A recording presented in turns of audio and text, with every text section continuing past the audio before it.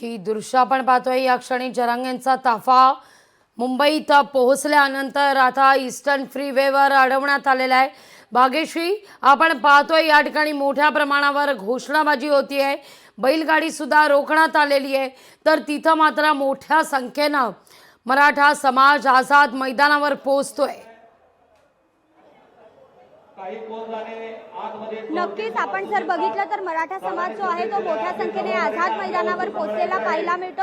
मोठ्या प्रमाणात इथे गर्दी झालेली आहे, लोक बसण्यासाठी जागा शोधताना पाहायला मिळतात। बाजूचं मैदान देखील तेवढंच भरलेलं पाहायला मिळतंय आणि अगदी जास्त गर्दी झाली तर समोरचं ग्राउंड जे आहे ते ओपन करण्यात येणार आहे। मात्र जेवढी गर्दी आता इकडे आझाद मैदानावर दिसते तेवढीच गर्दी बाहेर असल्याची देखील माहिती मिळते। त्यामुळे नेमकं काय आणि त्याचबरोबर अजून जरांगेंबरोबर अनेक ताफा जो आहे तो मोठ्या प्रमाणात येणार आहे, त्यामुळे इकडे जी जागा आहे ती अपुरी पडणार आहे। खरं तर महत्वाची जो मुद्दा होता तो हाच होता की 5,000च्या वर जी लोक आहेत त्यांना इकडे सोडण्यात येणार नव्हतं। 5,000च्या वर लोकांना आम्ही आणणार नाही असं जरांगेने देखील सांगितलेलं होतं। 4,000 लोकच येतील आमचे असं देखील त्यांनी काल सांगितलं। मात्र हे 4,000 लोक इथे दिसत नाहीयेत, त्यापेक्षा अधिक लोक इथे आलेली पाहायला मिळतात। त्यामुळे नेमकी गर्दी कशी रोखायची हा प्रश्न आहे। उत्साह तर प्रचंड आहे या सगळ्या कार्यकर्त्यांमध्ये। जोपर्यंत आमच्या मागण्या पूर्ण होत नाही तोपर्यंत आम्ही इथून हलणार नाही अशा पद्धतीचं वक्तव्य जे आहे ते प्रत्येक कार्यकर्त्यांकडनं केलेलं पाहायला मिळतंय। आणि एकंदरीतच हे भगवं वादळ जे आहे ते इथे धडकलेलं पाहायला मिळतंय। एकंदरीतच या कार्यकर्त्यांच्या स्वरूपात हम सब जरांगे, एक मराठा लाख मराठा अशा पद्धतीच्या घोषणा ज्या आहेत त्या देण्यात येत आहेत। त्याच पद्धतीने मराठा आरक्षणासंदर्भात काही गाणी तयार केलेली आहे, ती गाणी इथे वाजवण्यात येत आहेत आणि प्रचंड मोठ्या प्रमाणामध्ये ही जी तयारी आहे इथे केलेली पाहायला मिळते।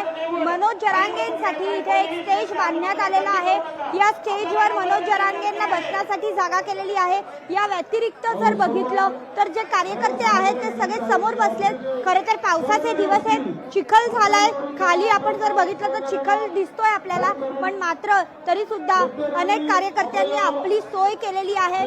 बसकण जे असतात बसण्यासाठी ते इथे घेऊन आलेले पाहायला मिळतात, त्याच्यावर बसतात।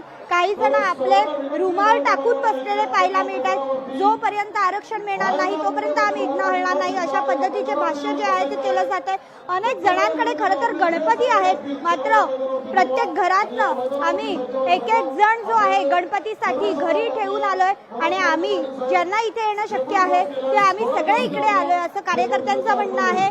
त्याचबरोबर जे हलगी काही जण वाजवताना पाहायला मिळतात, काही जणांकडे वाद्य आहेत ते देखील घेऊन आले, मात्र अर्धे लोक अजूनही बाहेर आहेत। ट्रकवर देखील लोक बसलेली आपल्याला पाहायला मिळू शकतात, काहींच्या हातामध्ये झेंडे आहेत आणि एकंदरीत हे वातावरण आहे हे आंदोलनासाठी तयार झालेलं आहे।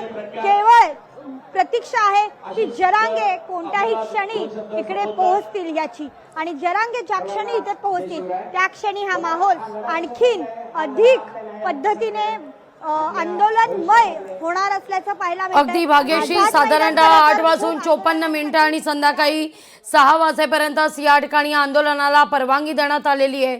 त्यामुळे 9 ते 6 साधारणतः 9 तासच या सगळ्याला आता उरलेले आहेत। आंदोलनाच्या दृष्टीने तिथं ईस्टर्न फ्रीवेवर जरांगेंचा ताफा अडवलेला आहे, गाड्या पुढे सोडू दिल्या जात नाहीये। या सगळ्यावर कायम राहणार आहोत। लोकशाही मराठी ऐका, पहा, जागरूक रहा।